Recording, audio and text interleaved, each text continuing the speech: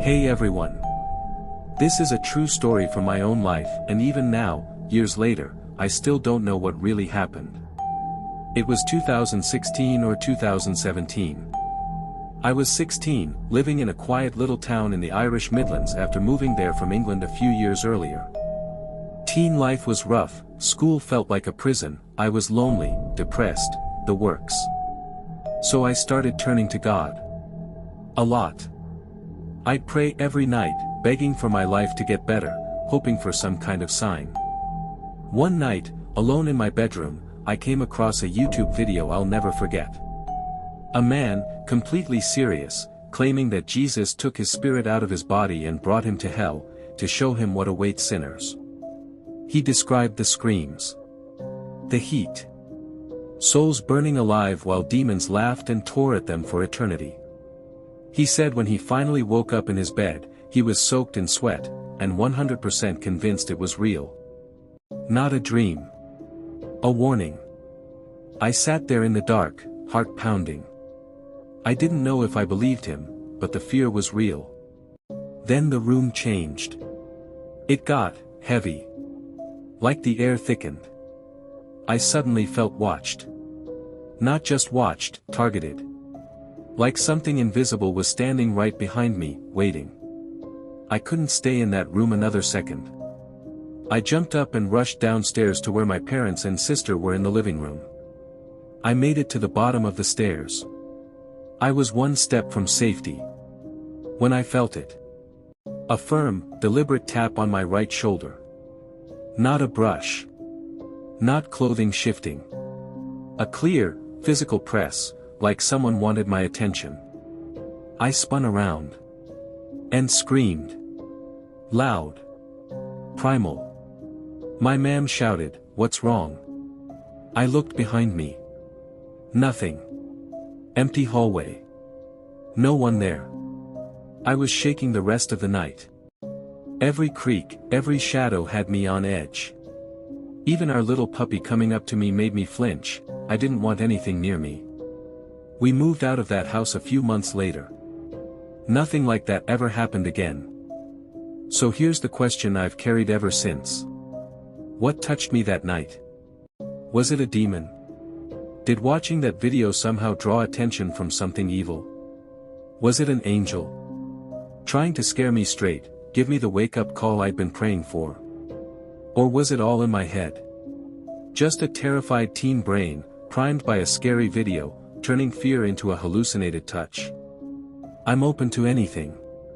I don't claim to know. I love creepy stuff, but I'm no expert on demons or spirits. I'm way more into UFOs and cryptids. Yeah, I've got a flying saucer story from when I was 11 too. I know how that sounds. But I need to know. Has anyone else ever felt a physical touch like this after watching intense religious content? Or during a deep spiritual phase? Or even just out of nowhere when thinking about hell? Drop your theories below: demonic oppression, divine intervention, anxiety, sleep paralysis, something else. I'm ready for all of it.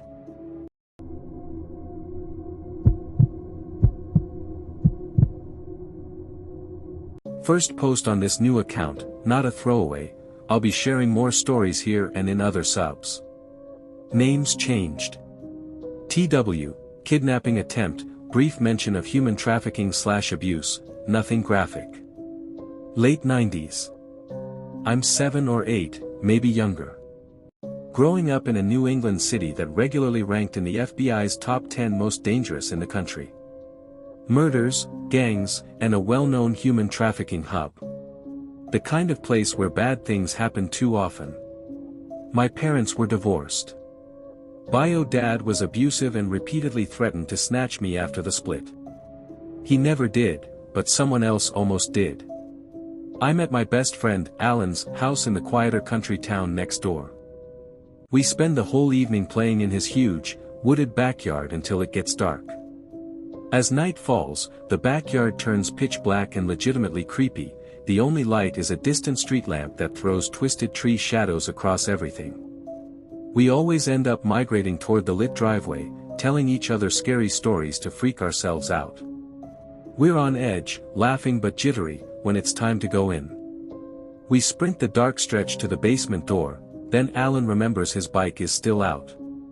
We run back, grab it from under a massive drooping tree, and start pushing it toward the garage. That's when we freeze. Two tall adult silhouettes are standing dead ahead, between us and the gate, half blocking the path to the door.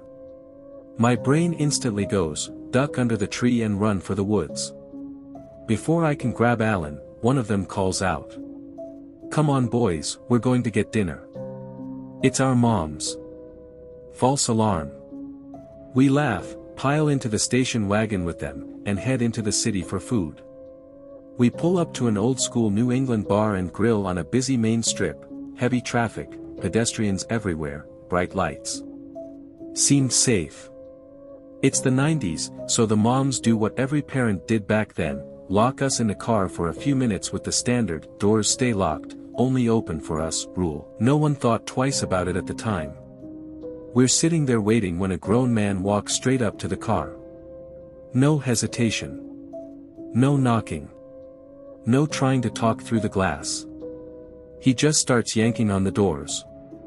He goes around the entire car, driver, passenger, back doors, trying every handle multiple times. Hard.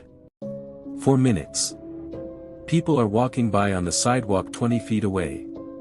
Customers constantly coming in and out of the bar. The whole area is lit up like daytime. He doesn't care.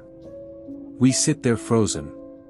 Heart pounding, fight or flight screaming, but part of me is almost stunned by how bold and clumsy he is. This guy is really trying to get in. Then, just as suddenly as he showed up, he gives up and melts into the crowd. Gone. Never saw him again. We told our moms the second they got back. They took it 100% seriously. "No, you're exaggerating." I was never left alone in a car like that again. I've checked sex offender registries over the years, for reasons tied to other stories, and never spotted him. Nothing matching ever hit the local news. In a city like mine back then, he could have easily grabbed someone else that week. So here's what I've always wondered, and where I know the comments will go in every direction. Random opportunist creep looking for a quick assault. Trafficker scouting for kids to sell. This city is notorious for it. Drunk guy who thought it was his car.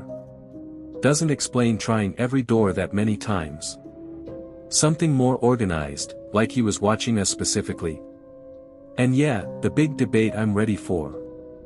Was leaving kids locked in a car for a few minutes in a busy spot actually negligent back then, or was it truly normal and safe enough for the era? I know opinions are strong both ways.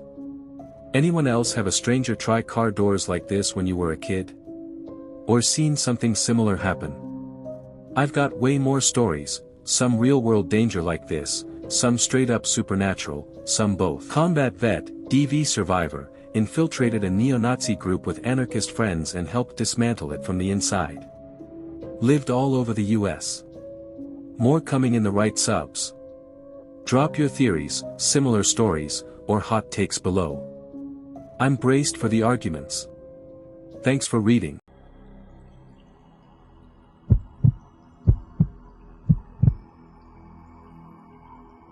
This happened a couple years ago when I was doing contract demolition work. Never told many people the full story because it sounds completely unhinged, but here it is. Judge away.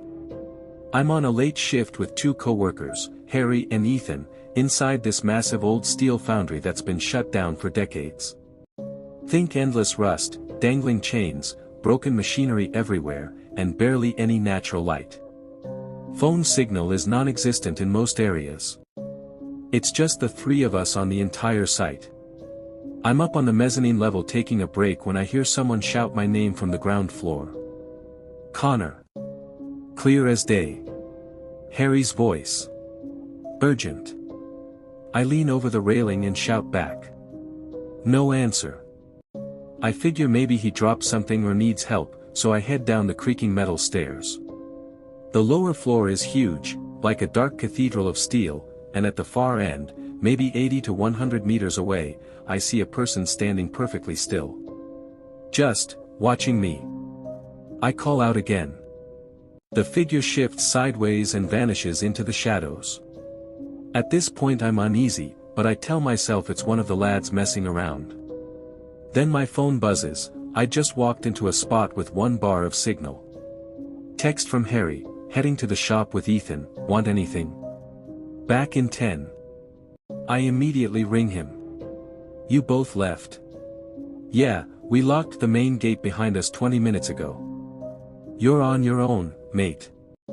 I look back toward where the figure was. It's there again. Much closer now. I don't wait to see if it gets any closer. I run, full sprint, back up the stairs and out to the gravel yard. I stay outside until the van pulls up. When I tell them, they reckon I'm just exhausted and imagined a shadow. I play it cool, but I'm rattled. Later that night I get home, shower, eat, start feeling human again. I share a room with my 2 younger brothers. My sister's room is right across the hall. Everyone's home, house feels normal. I put on some YouTube to unwind, lights off, close my eyes for what feels like a second. I open them and everything is wrong.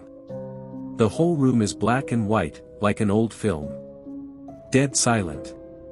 I try to move, nothing. Full body paralysis. I've heard of sleep paralysis, but never experienced it. Then a thin, razor-sharp beam of pure white light cuts out from behind my wardrobe. It doesn't behave like normal light, it doesn't spread, doesn't flicker. It just slices through the darkness. Something steps out beside it. Tall. Impossibly thin. Limbs bent at angles that don't make sense. Body like a walking absence of light. But the head. The head is a blinding, violent white flame, like molten metal or a piece of the sun forced into a human shape. It hurts to look at, but I can't look away. It doesn't walk closer. It just expands. Gets bigger, fills more of the room without moving. Then, right in my ear, a scream that I'll never forget. Help me. Connor. Help me. My sister's voice. Absolutely terrified, like she's in agony. She keeps screaming my name, pleading, over and over. I try to shout back. Nothing comes out. I'm mentally begging, bargaining, crying, but frozen. The burning face just watches. Then everything goes white. I jolt awake, soaked in sweat, screaming for my mom. Family runs in. I'm shaking, sobbing, tell them everything. Sister's fine, sound asleep in her room, no idea anything happened. I had milder sleep paralysis a few more times after that, but never with visions or voices. Never saw that thing again. I refused to go back to that foundry the next day, or ever. So here's what keeps me up sometimes. Was the figure in the foundry just a trick of light/exhaustion, and the paralysis episode completely unrelated, my brain mixing stress with common hallucinations? Or did I disturb something that was already there, and it followed me home that night, using the paralysis to show itself and mess with me? Why my sister's voice? Was it trying to scare me most effectively, or was it something more sinister? I usually land on rational explanation. Tired brain plus creepy environment plus first ever sleep paralysis equals nightmare fuel. But I can't fully shake the other possibility. Has anyone else had a super vivid sleep paralysis demon right after a standalone creepy encounter in an abandoned building? Or seen a flaming face or sunhead entity? Old industrial sites, any similar stories from people who've worked demolition or urban exploration? I'm expecting the full range, 100% sleep paralysis plus suggestion, you picked up a shadow entity, Hat Man variant, all of it. Lay it on me. I need to hear your takes. Thanks for reading.